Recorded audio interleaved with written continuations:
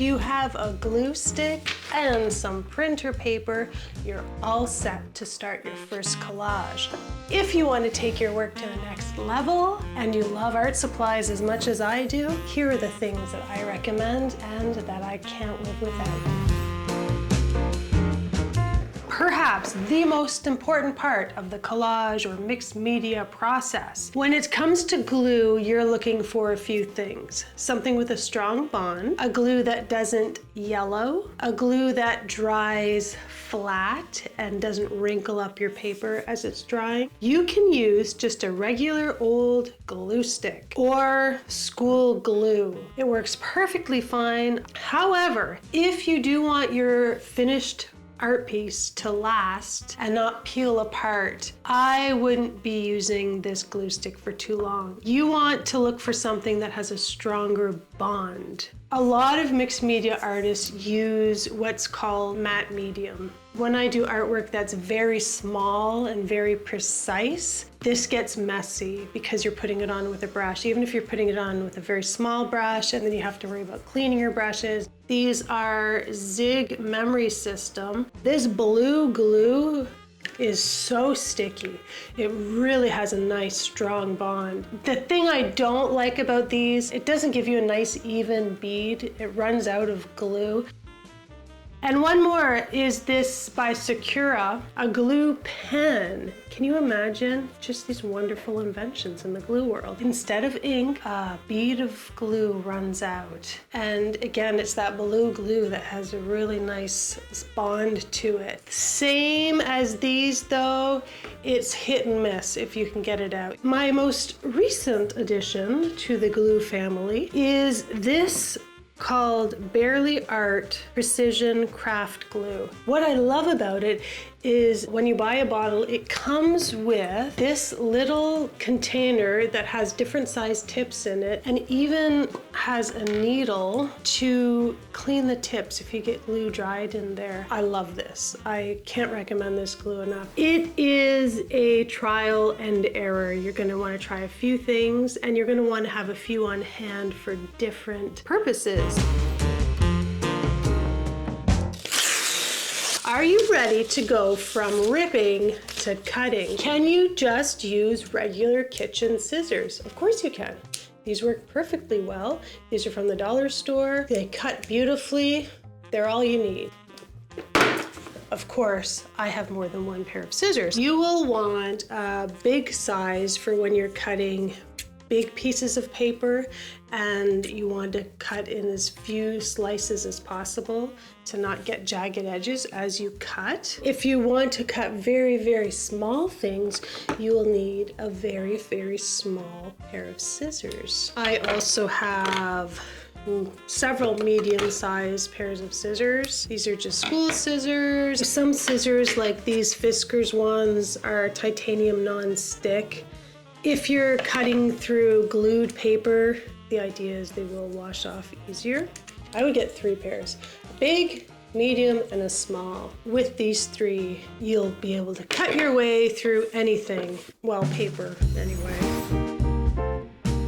Let's talk about the X-Acto knife and the X-Acto knife's companion, the healable cutting mat. If you are making shapes whose center you need to cut out, you are going to be limited if you're trying just with scissors. It's so much easier if you use an X-Acto knife or a precision blade, as they're also called. These come in all kinds of different sizes. This one came with the blade from the dollar store. This one works fine for me, but if you're cutting a lot, it does hurt your finger here as you're pushing onto it. Maybe I'll look into that, upgrading my precision blade. But for now, this one is working really well. Again, another inexpensive thing that's nice to have.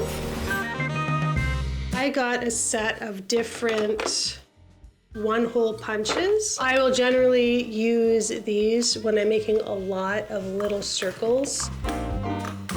I do have this circle template, and you can also get, which I don't have, our circle punches that I think they go up to 1 inch, 2 inch, 3 inch circles. I don't need those at the moment, but that is also an option. Who doesn't love circles? Once you have your little circles, if they are tiny, how are you going to get them from your table onto your artwork? Especially if your fingers are getting sticky from all that glue you're using. I bought myself a set, I think it came in a set of 3 tweezers. These are really great for picking up tiny circles or holding a piece in place as you're gluing. So these I use every single time.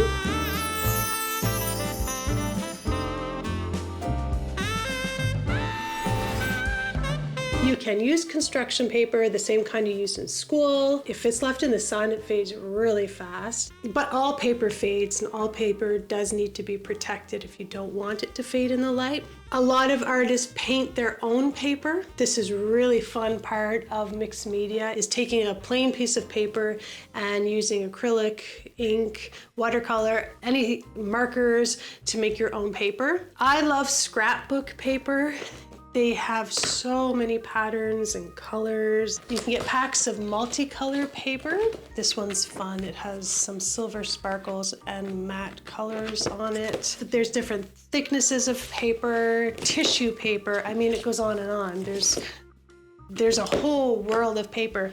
My favorite thing, these are my special papers. For me, these are like buying candy. They come in sparkly and shiny, iridescent. I always like to add a little bit of sparkle to my art. These I buy at the craft store. They sell them in single sheets. So these are really fun to use a combination of sparkly, fancy papers with homemade or just a regular matte scrapbook paper.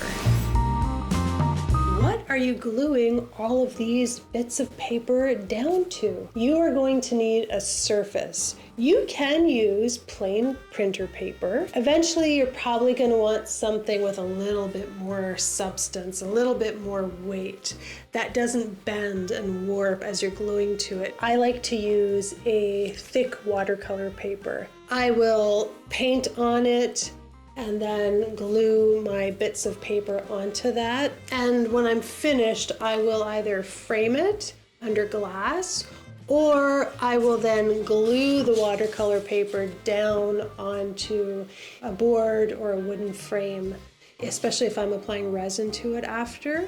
Here's an example of a finished art piece that I created on a piece of watercolor paper and then glued onto this wooden frame, and then I put resin over the top, but that works really well. You can actually collage directly onto a stretched canvas and then cover it with a varnish when you're done and be ready to hang it. So there's all kinds of different surfaces that you can collage onto. Just things to keep in mind is that your surface is thick enough and that it's somewhat smooth.